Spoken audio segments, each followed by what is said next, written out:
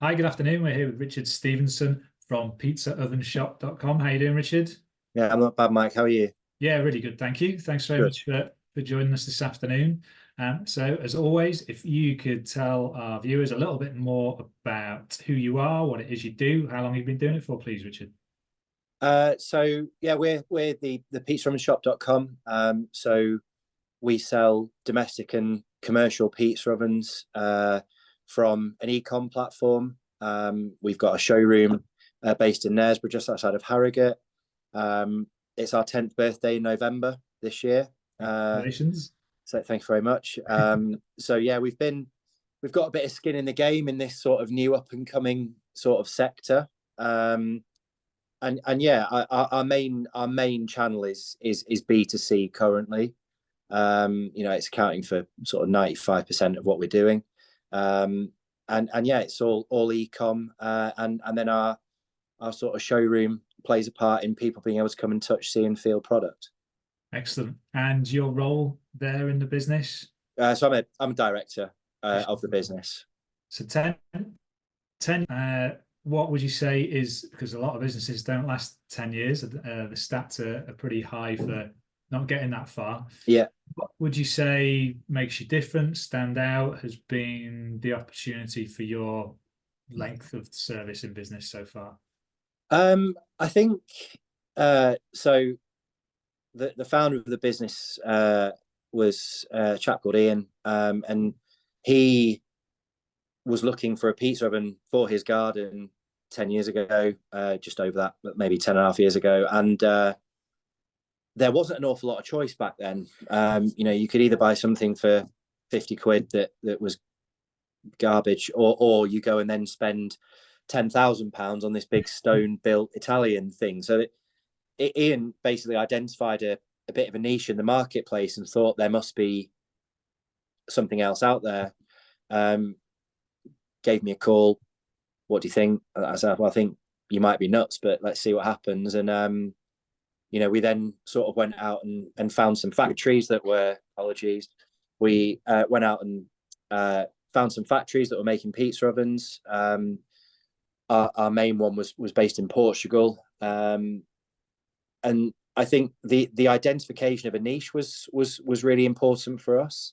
And then it was just a case of how do we actually go about servicing that niche.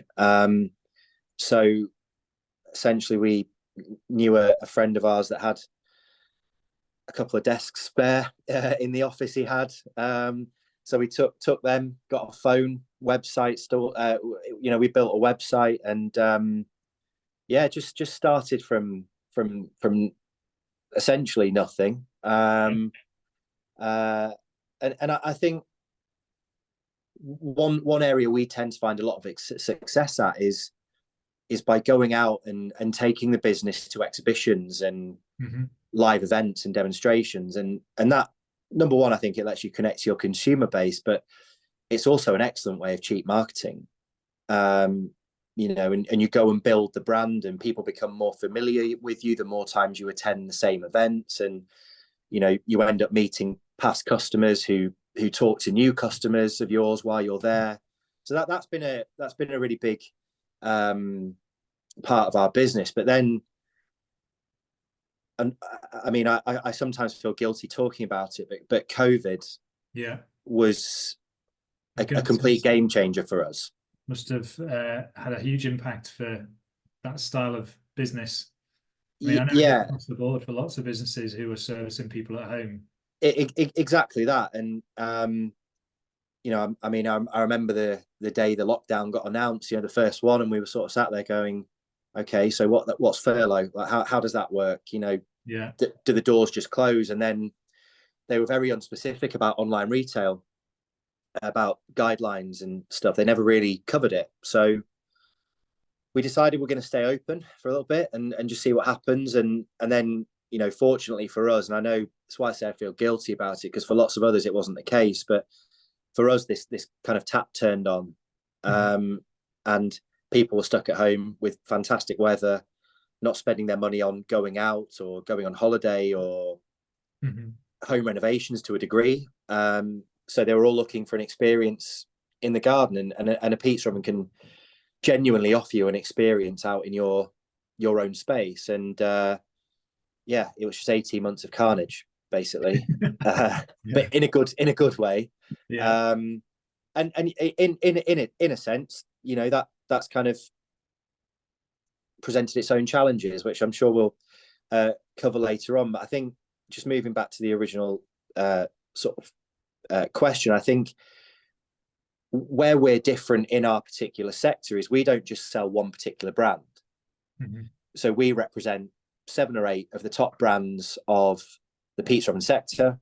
And I think from a customer's perspective, that offers us a degree of impartiality, because we're not just selling you one thing. We're trying to understand what your needs and wants are, and try and meet them with a product.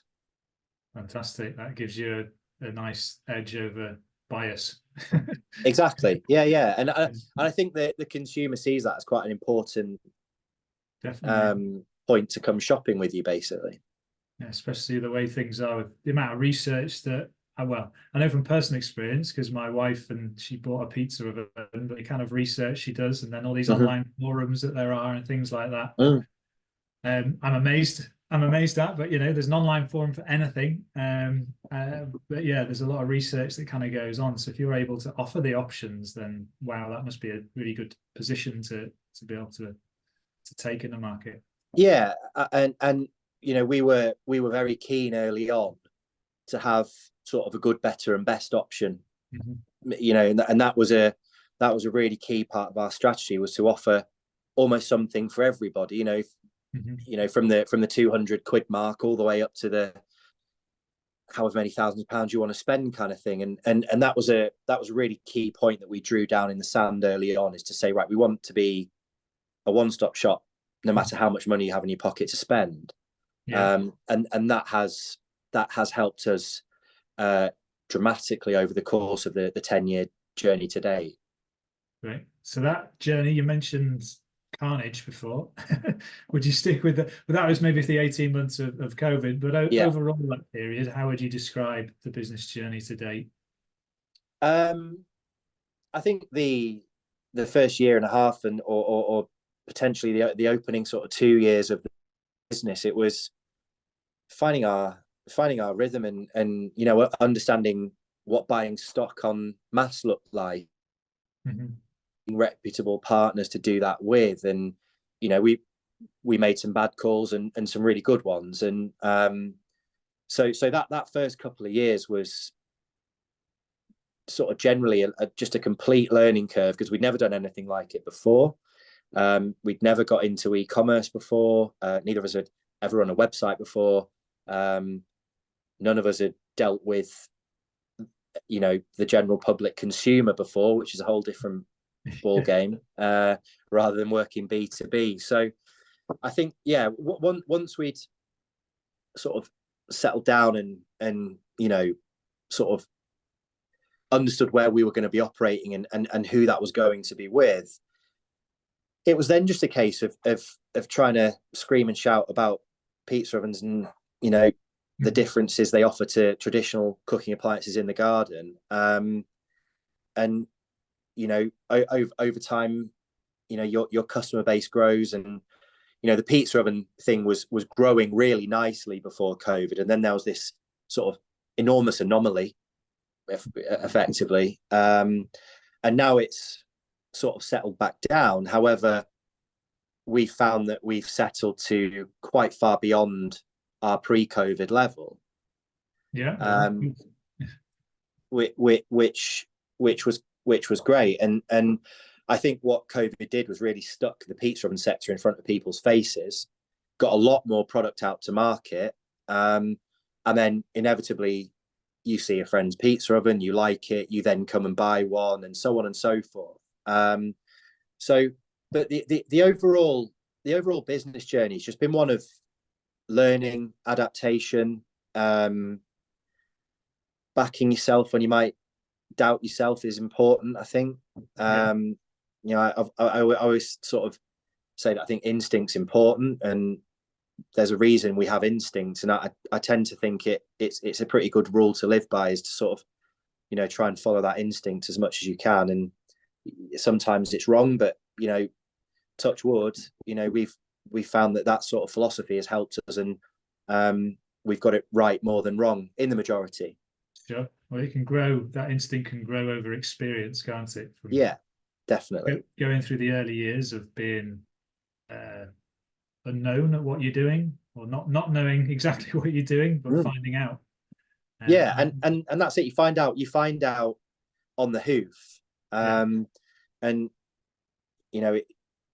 it's quite a refreshing way to sort of live, in a way, is that you're just kind of going with the flow and trying to, like I say, adapt to whatever's thrown at you. So it's been great, and I wouldn't have changed the last 10 years, kind of, and working for yourself is, it's great. The highs and the lows, all part of it. Good stuff. Exactly. So what does the future look like then? What are the challenges that you can foresee and opportunities that you have? So challenges, the economic climate is sort of front and center of that, because our products rely on the consumer having disposable income to buy what is a luxury item. It's a want rather than a need. So I think that's probably front and center right now in terms of a challenge. The sector's grown massively since we first got involved. So, you have a lot more competition now than we used to have. But, again, experience allows you to sort of adapt to that happening and, understand sort of what's coming to market, what's good, what's not, all that stuff. So we can generally take a bit of competition. I don't mind it. I think it's healthy. And then, from a opportunities perspective, where, like I said earlier on, historically we've always been B2C. So we're trying to grow a retail network by distributing some of the brands that we sell. So we've become a distributor of product as well as a B2C seller of it. So we're trying to explore that B2B line, and then alongside the distribution of those products, we're also trying to reach out into international marketplaces. So our first container's just gone to the States. It arrives tomorrow in America. So that's a totally new ball game for us. We're operating a website, so it's the pizzarubandshop.us, and we've got a distribution partner out there now that is going to distribute the goods for us. So that's our biggest opportunity. It's the biggest marketplace on earth. So I mean, you never know until that first sale comes through, do you? So we'll just cross our fingers and toes and hope that it does. And learn from it either way, whatever happens. But it sounds like there's plenty going on, which is fantastic. So kind of moving on to yourself, I know you mentioned previous conversation prior to this interview about an MBO, and what would you say is the biggest lesson that you've learned in your business journey to date? There's one you can pick out, one or two, and perhaps taking in the experience that you've had so far. I think it's sort of made me realize that backing yourself is just crucially important, especially when it's you making the calls. You live and die by them.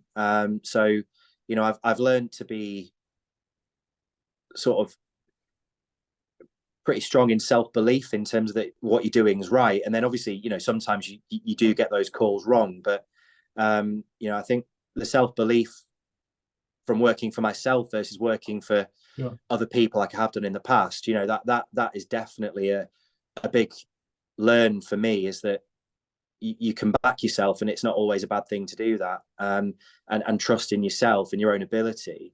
But like I said, you know, you don't always get it right. So you have to kind of, if that happens, you could just have to sit back, reflect on it, understand sort of the, you know, the flow of why that happened, and why you might have made the wrong call, and all that side of it. But I think from being in business, I think the ability to adapt is just enormous. And you know, if you can sort of roll with the punches, and you know, like I said, when competition arises, I quite like it. Because it's only good for the space that there's more people selling product, but at the same time, we have to adapt to make sure that, you know, you find our website, that our products are the products people want to buy. So yeah, adapting what you do, and being able to do that quickly has been massive for us. Sure, that's good lesson shared. Thank you for sharing that. It's about, you know, it's kind of resilience, and yeah, coming across when you mentioned about competition being healthy, there's no panic. It's a case of assessing the situation, and you're going to get loads of stuff thrown at you. Deal with it effectively. Yeah, I think so, and I don't think you can kind of go too wrong with that. And yeah, don't be scared of competition. I think it's healthy, and you know, if you kind of take it as a good thing for your sector, whatever you're in, that competition means that your sector's doing well, and then it's your responsibilities then to adapt to make sure that you just stay slightly ahead of that competition, basically. So yeah, it's interesting. Yeah, like that. That's a good kind of point to take away, I think. So what inspires you to do what you do, Richard? What makes you sort of get out of bed? I